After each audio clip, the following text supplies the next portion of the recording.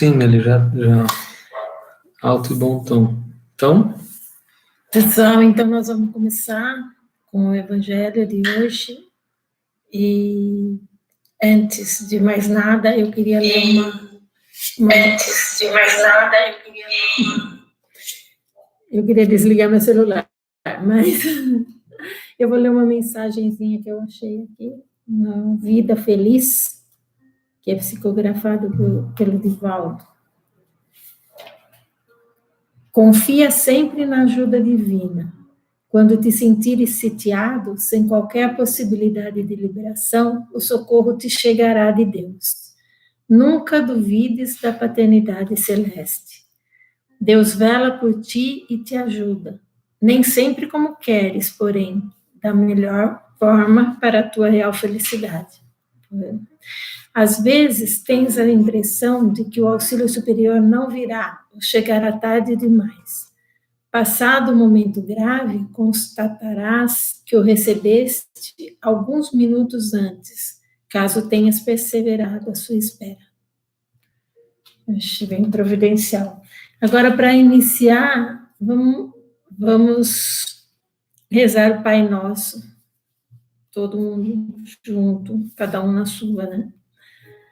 Pai nosso que estás no céu, santificado seja o vosso nome. Venha a nós o vosso reino, seja feita a vossa vontade, assim na terra como nos céus. O pão nosso de cada dia nos dai hoje. Perdoai as nossas ofensas, assim como nós perdoamos a quem nos tem ofendido. E não nos deixeis cair em tentação, mas livrai-nos do mal, pois teu é o reino, o poder e a glória para sempre. Que assim seja. Agora eu passo a palavra para o Mateus, para a palestra.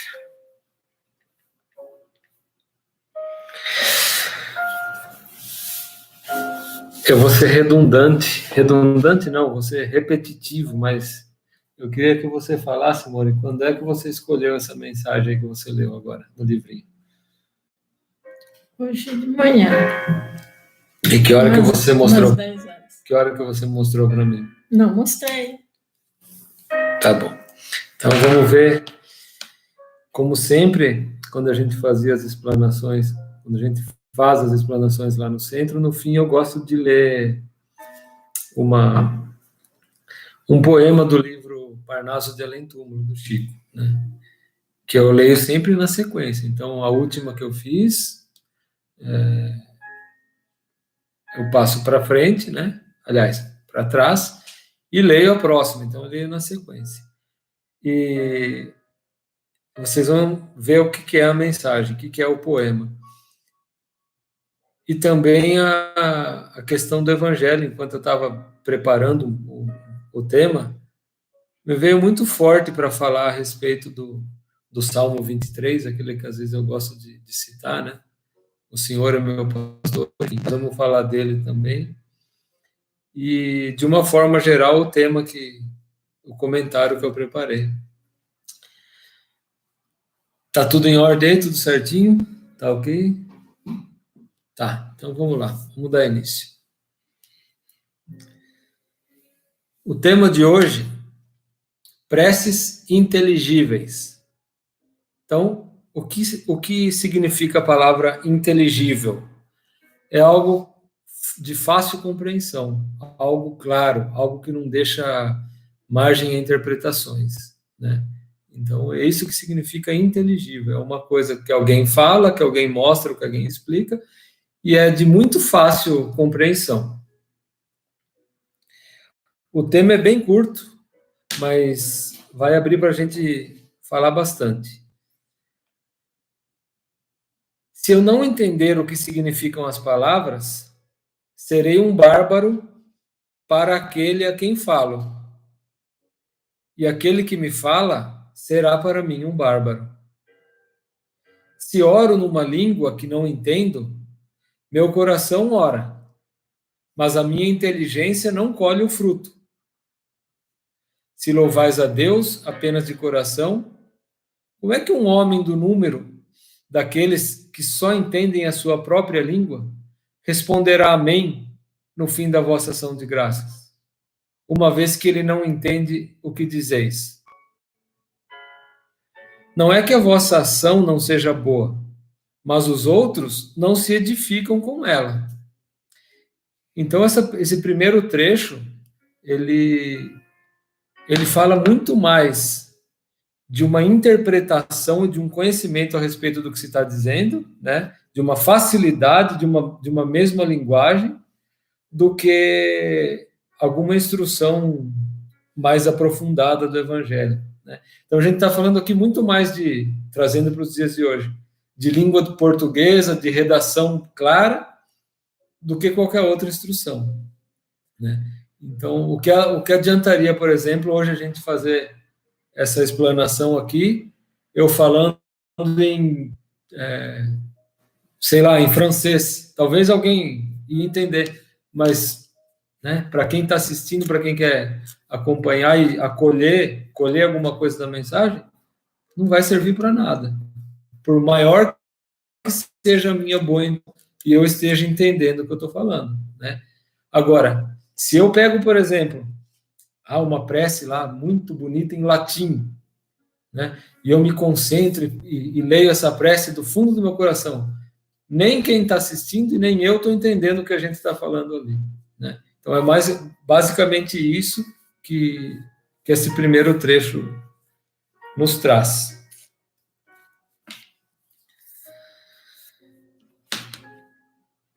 A prece só tem valor pelo pensamento que lhe está conjugado.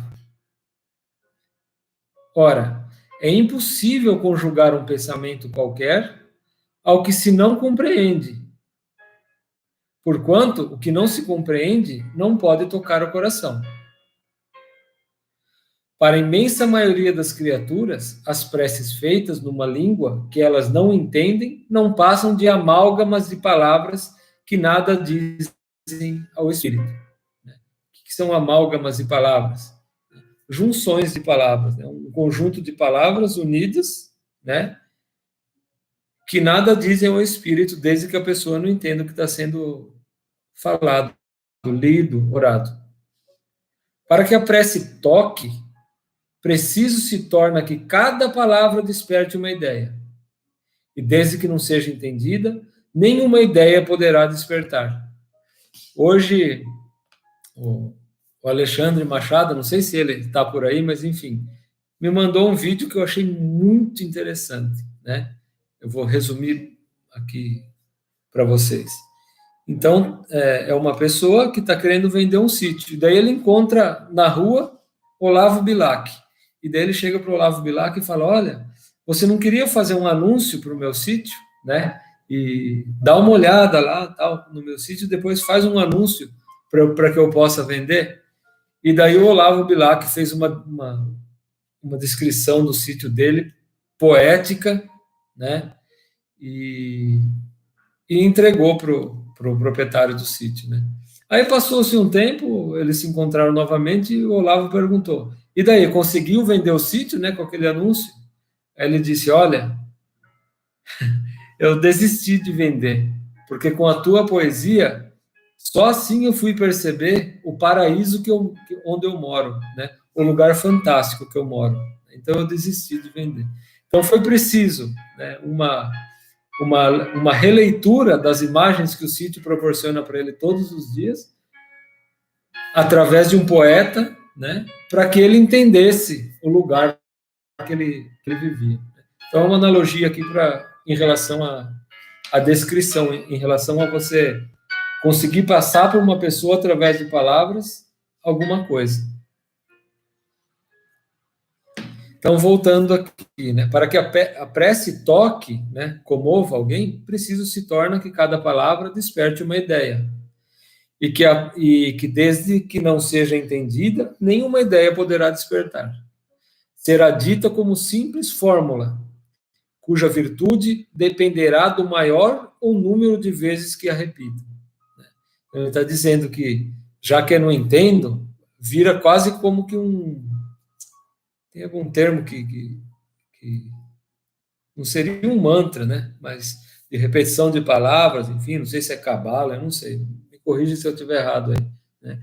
Que a pessoa fica repetindo determinadas palavras, que ela não sabe nem o que significa, só que se ela disser aquilo 32 vezes, coisas vão acontecer, né? Então, mais ou menos isso. Muitos oram por dever, alguns mesmo por obediência aos usos, né? Então a gente tem pessoas que oram por obediência ao ato de rezar, né? Eu me recordo que na minha casa, quando eu era criança, tinha-se o hábito de rezar o terço. E eu não conheço uma criança que goste de rezar o terço. Eu, pelo menos particularmente, não gostava, né? E eu questionava, às vezes minha mãe falava, mas mãe, né? Nossa, é tão chato, a gente fica repetindo isso, tal, tal. Ela falava, ai, Mateus, mas só pelo sacrifício de estar aqui já vale, né? Puxa vida. Então, orar é um sacrifício, eu não estou aqui condenando ou criticando a minha mãe, longe de mim, né? Aliás, eu só tenho gratidão por ela, né? Mas é só um exemplo do que é rezar sem estar imbuído daquela vontade, né? Sem colocar o coração naquilo que a gente está fazendo. Deus vê o que se passa no fundo dos corações, lê o pensamento e percebe a sinceridade. Julgá-lo, pois, mais sensível à forma do que ao fundo, é rebaixá-lo. Então, como que ele encerra aqui? Se julgar Deus ao fundo, ou seja, a prática daquela oração repetitiva, sem sentimento, né, sem colocar o coração, e achar que isso vai funcionar, a gente vai estar rebaixando Deus, né? Porque é como se a gente estivesse querendo burlar uma lei, querendo enganar. Falar, olha, me faça isso, né? Além de barganhar. Me faça isso que eu te rezo 30 Pai Nossos ali, né? Aí a pessoa vai lá e fala Pai Nosso 30 vezes e quer que Deus realize as coisas para nós, né? Então, o que Deus faz é analisar a profundidade daquela oração e, a partir disso, tomar as medidas cabíveis, né? Eu não vou entrar aqui em méritos de como orar, porque acho que isso daí já foi falado nos outros temas, né? Mas eu acredito que hoje, o dia de hoje, nos convida a uma reflexão muito atual, né? O tema de hoje. E eu queria começar numa época onde existem muitas premonições, muitas profecias, né? Tem gente que adora falar que é chegado os tempos, que o Apocalipse está próximo, né? Sem mesmo saber o que significa a palavra Apocalipse, né? Pesquisem aí Apocalipse, vocês vão ver o que significa. Tem nada a ver com o fim do mundo, né? E fazer profecias catastróficas, uma série de coisas. E hoje eu quero trazer uma mensagem, hoje eu quero trazer uma ideia, quero dar uma informação, fazer um convite, né? Fazer uma revelação que não é revelação coisíssima nenhuma. É algo que todos nós já sabemos, mas a gente insiste em deixar de lado.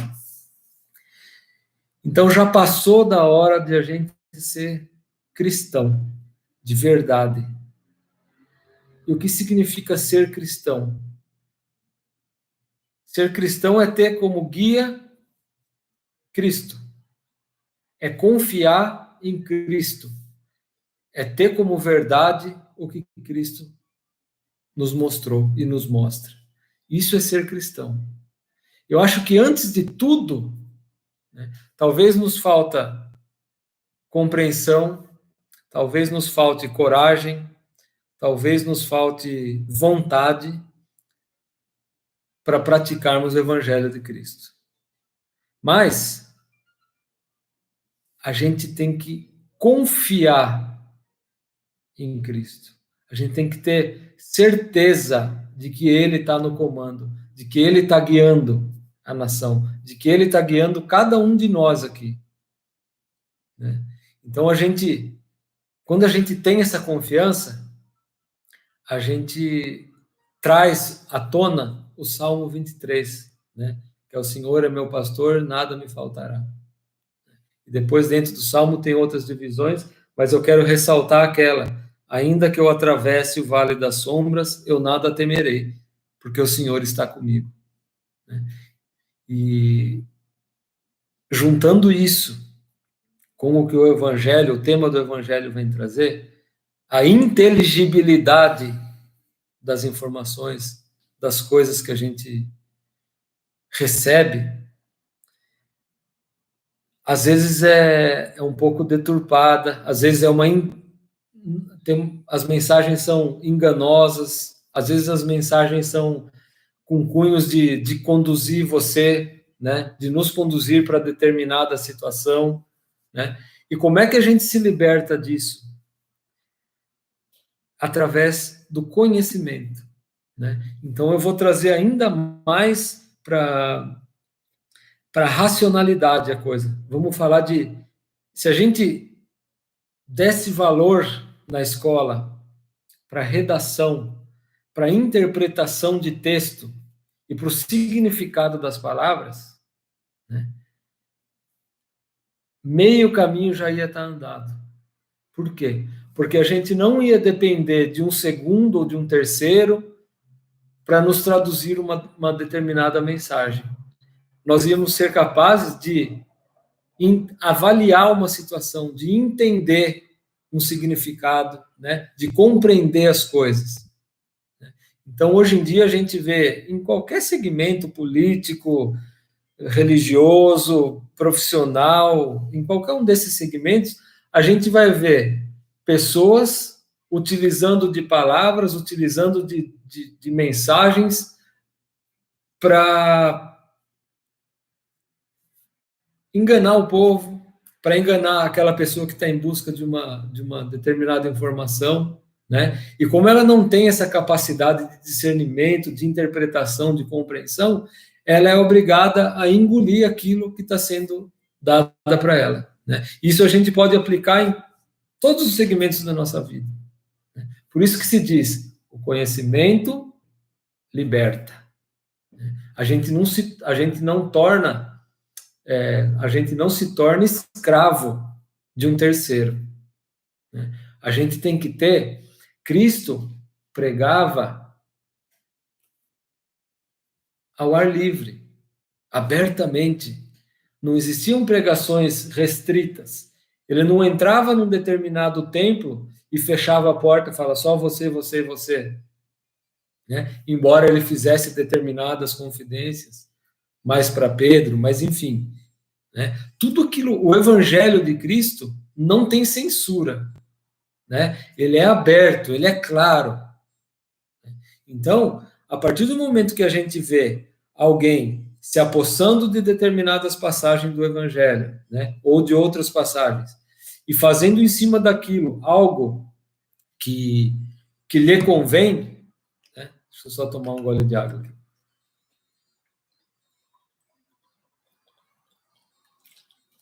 A gente vai começar a enxergar um controle, né, de uma massa, de um povo, de um grupo de pessoas. Por quê? Porque nós não temos condição de entender aquilo, né? Porque nos falta o conhecimento. Então, a gente tem que se instruir, a gente tem que ter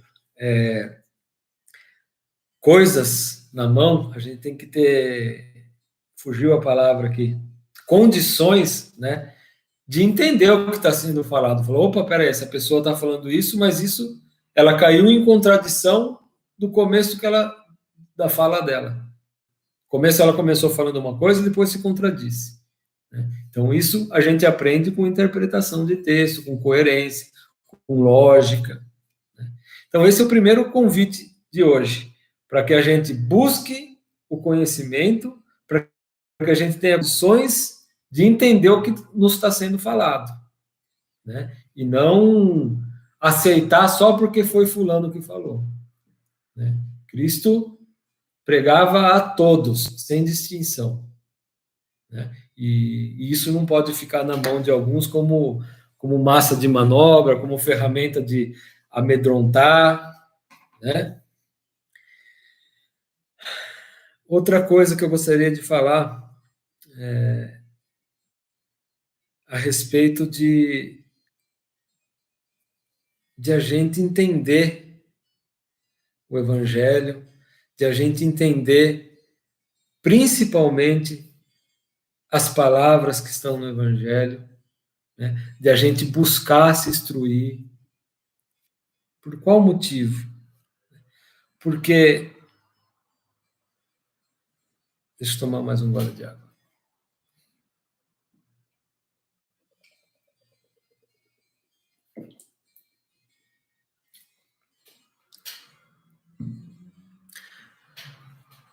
Justamente para a gente não se tornar uma marionete, para a gente não se tornar um escravo.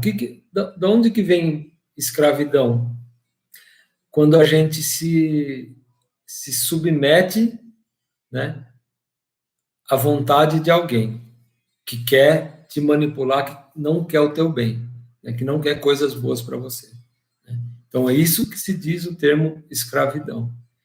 E quando a gente passa, por exemplo, a fazer a vontade de Cristo, se submeter a Cristo, nós não estamos sendo escravos dele, porque ele quer o nosso bem, né? E tem uma coisa aqui que eu estou querendo falar, mas que ela vem na mente e foge, vem na mente e foge, né? Eu peço até um pouco de paciência para vocês, que vai vir já, né? E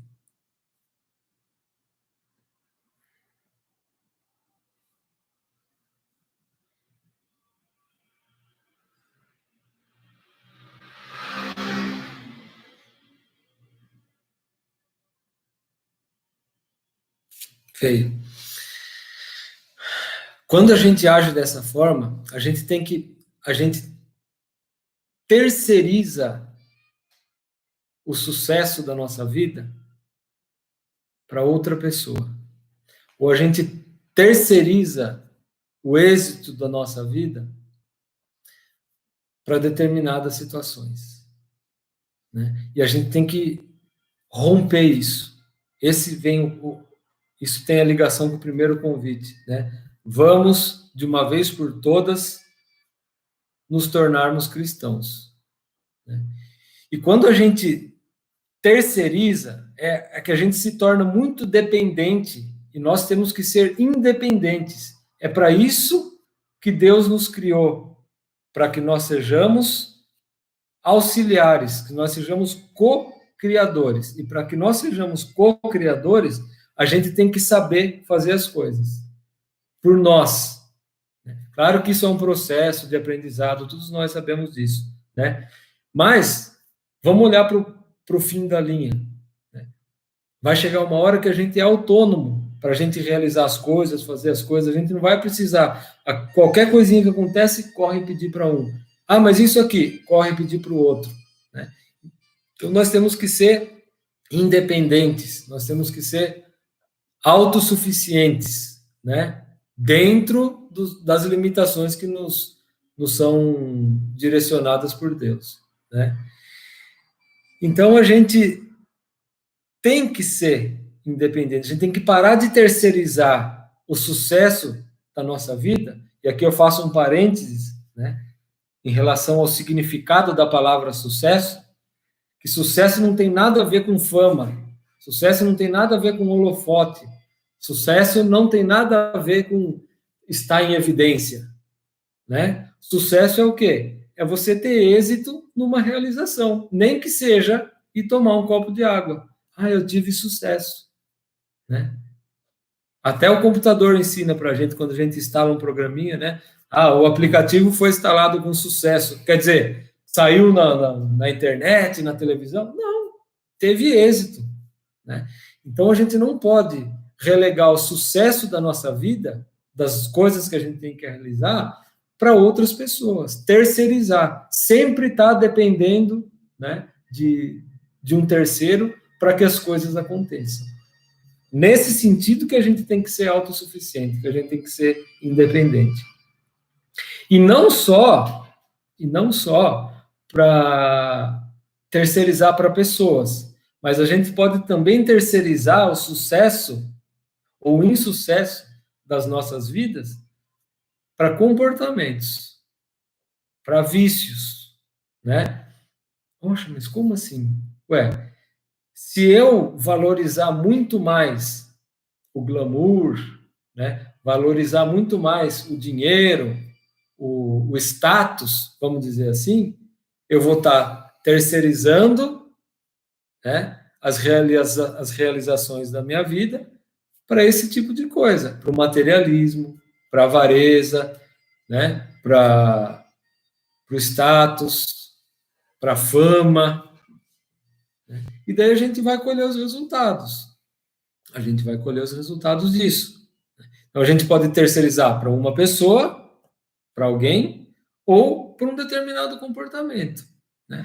Então, se a gente chega, todos nós temos a noção dos nossos limites, do que a gente é capaz de fazer, e daqueles limites que nós mesmos colocamos para nós.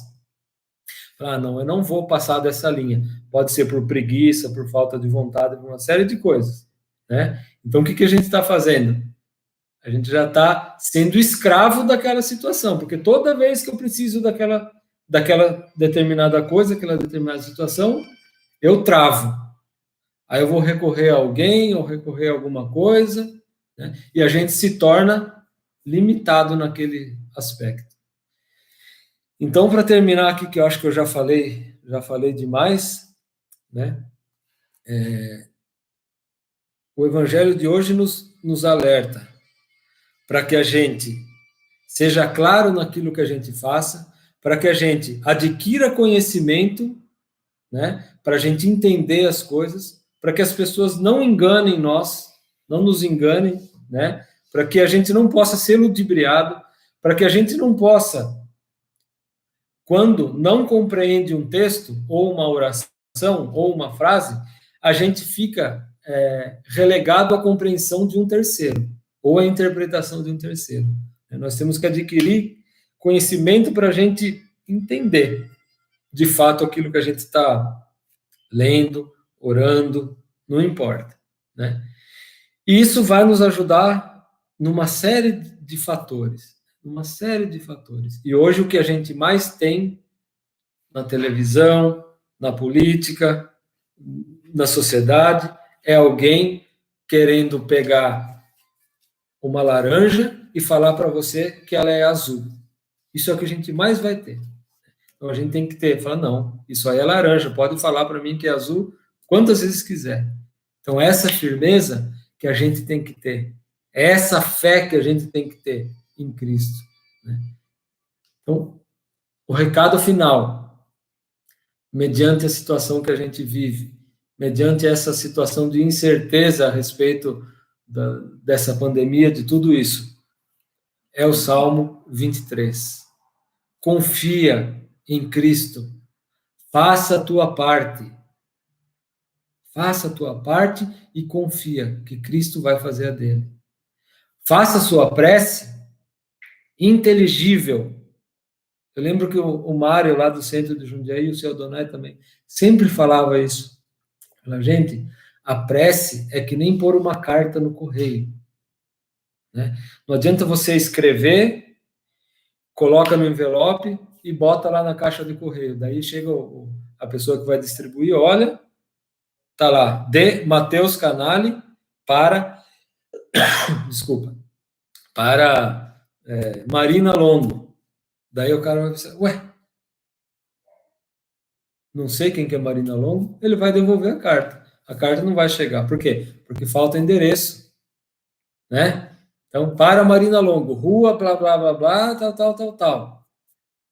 Aí o carteiro vai, que rua. Aí chega lá, não tem o número da casa, só tem a rua. O que vai acontecer com essa carta? Voltar. Então, a nossa carta do correio tem que ser inteligível. Tem que ter todas as informações para que ela chegue ao seu destino.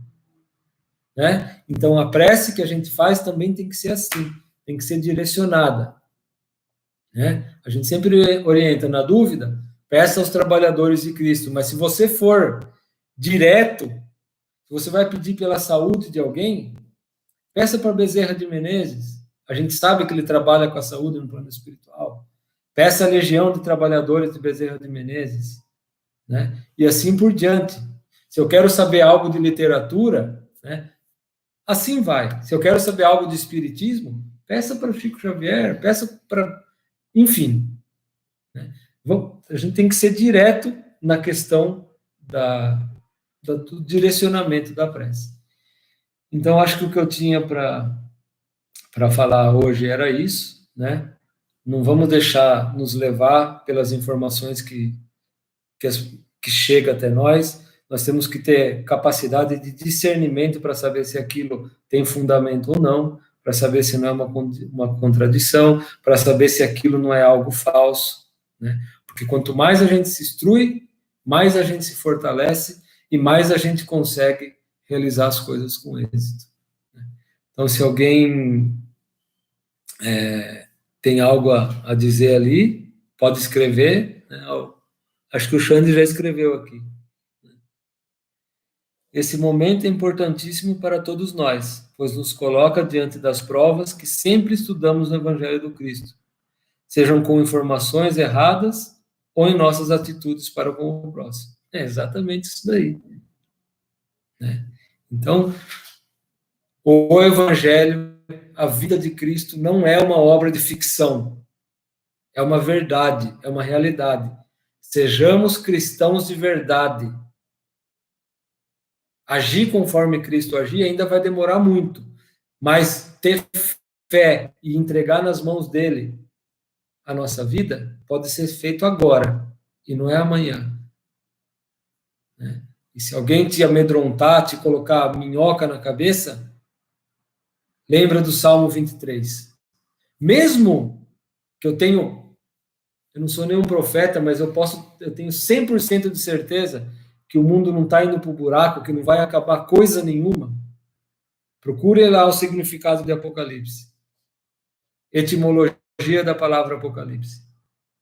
Eu sou capaz de afirmar que nós estamos passando por um período e que depois vai ser muito melhor, é para o nosso bem. Confia, entrega nas mãos de Cristo. Quer falar alguma coisa? Então eu vou ler aqui, como de sempre, o poema do livro Parnaso de Além Túmulo. E olhem só que interessante. Olha o nome do poema. Eu não sei se vai dar para ver. Eu acho que não.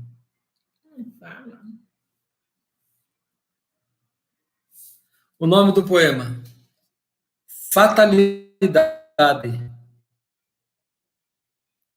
Cresce na morte o nada, e todavia a morte é a própria vida, ativa e intensa. Fim de toda a amargura da descrença, onde a grande certeza principia. O meu erro no mundo da agonia foi crer demais na angústia e na doença. Vou repetir essa frase. O meu erro no mundo da agonia foi crer demais na angústia e na doença. Da alma que luta e sofre, chora e pensa, nos labirintos da filosofia.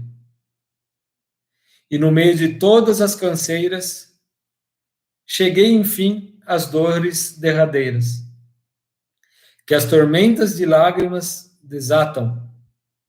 Nunca na terra a crença se realiza, porque em tudo no mundo o homem divisa a figura das dúvidas que matam. Então é um poema que parece que foi escrito hoje para a situação que a gente vive, né? Cresce na morte o nada. Né? Então, o nada acredita que a morte é o fim de tudo, né? E daí ele diz: que a morte é a própria vida ativa e intensa. É o fim de toda a amargura e da descrença. Porque a partir do momento que a gente desencarna, a gente vai se deparar com a realidade, onde a grande certeza principia. Então, tem aqui um comentário da Ana. Me surgiu aqui que a prece é um exercício. Pratiquemos para conseguir aprimorá-la. Tudo na nossa vida é um exercício, né? Nada, mais nada, a gente já domina. A não ser, por exemplo, a respiração. A gente não precisa exercitar. Às vezes até precisa, né? Em determinadas situações. A respiração é uma coisa automática, uma coisa que a gente já domina. No entanto, todas as outras coisas carecem de exercício, né? E mesmo a respiração, a gente está exercitando ela a todo momento. A gente exercita os pulmões e assim por diante. Então, é muito bem colocado, Ana. Então, às vezes a gente fica esperando a situação ideal, ou fica esperando ficar puro para que a gente possa fazer algo decente. Não. Tudo é através do exercício. Não existe ganho sem dor, sem sofrimento. Não existe compreensão sem transpiração. Então, tudo que para a gente ficar bom em alguma coisa, a gente tem que exercitar muito aquilo. Muito bem colocado, Ana.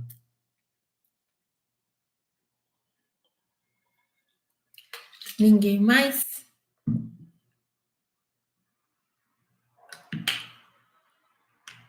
Então, vamos terminar, né? Nesse momento, eu peço a Deus que todos que estão nos assistindo, que os nossos amigos e irmãos estejam bem, muito bem, e que eles recebam, nós todos recebamos as bênçãos de Deus, e que a luz do Cristo se derrame sobre nós e nossas casas, a nossa cidade, o nosso país, nos trazendo amor, harmonia, paz. Bom, eu escolhi uma oração porque eu acordei com a palavra gratidão em mente, então eu achei que eu devia falar uma oração de gratidão. Então lá vai. Pelo apoio do lar, pelo amparo da escola, pela proteção do trabalho, pela alegria de servir, pela defesa da higiene, pelo aviso da experiência, pelo exercício da tolerância, pela capacidade de ser útil, pelo dom de discernir, pela força da paciência, pelo amigo que me socorre, pelo adversário que me instrui, pelos estímulos com que me conduzes, pelas provações com que me esclareces, pelas dificuldades com que me controlas, pela energia da esperança e por todas as bênçãos de amor que me proporcionas através dos entes queridos que me confias. Obrigada, meu Deus. Fim. Oração de Emmanuel. Então, pessoal, obrigado pelos que aí ficaram e acompanharam, né? Espero que desejo que todos tenhamos uma ótima noite e até a quinta-feira que vem. Sintam-se beijados e abraçados. E confiem em Deus, não se desesperem, Ele está no controle, né? Imagine que a gente está numa grande nave e Deus está dirigindo, né? E Jesus Cristo é o copiloto. Nós vamos ter medo do quê? Grande abraço. Tchau.